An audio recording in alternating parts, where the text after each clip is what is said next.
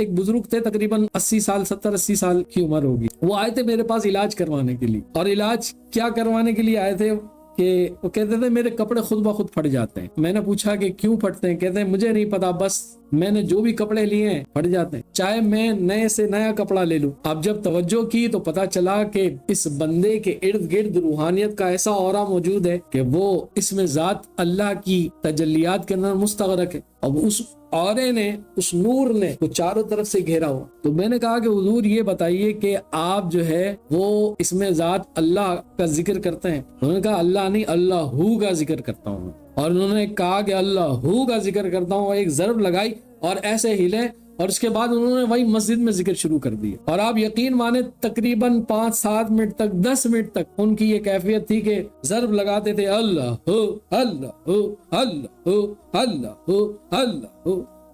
اور اسی طرح آنکھوں کو بند کر کے، ماشاءاللہ اتنے لمبے لمبے بال تھے ان کے، اور انہوں نے اسی کیفیت میں ذکر کرنا شروع کیا۔ اور ان کی ذکر کی برکت سے میری یہ کیفیت تھی کہ میرا رواں بھی ذکر کرنا شروع ہو گیا، جو میرے لطائف تھے وہ ذکر کرنا شروع ہو، ان کے ساتھ میں بھی ذکر کرنا شروع ہو گیا۔ میں نے کہا کہ حضور آپ اپنا علاج کرتے نہیں، آپ تو میرا علاج کرنے کے لیے آئے۔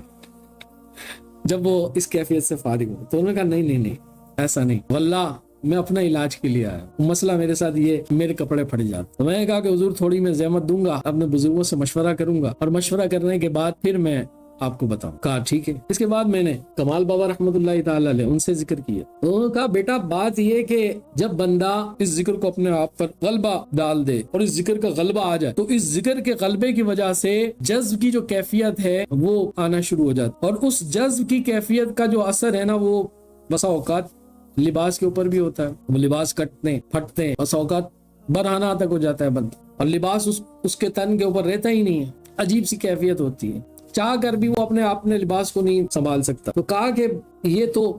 معاملات رہیں گے اس کے ساتھ، اپنے مرشدوں سے رجوع کرے، اپنے مرشدوں کی طرف دھیان کرے، انشاءاللہ وہ اس کی اس کیفیت کو اپنے اندر جذب کریں گے تو یہ چیز خود بخود رک جائے گی۔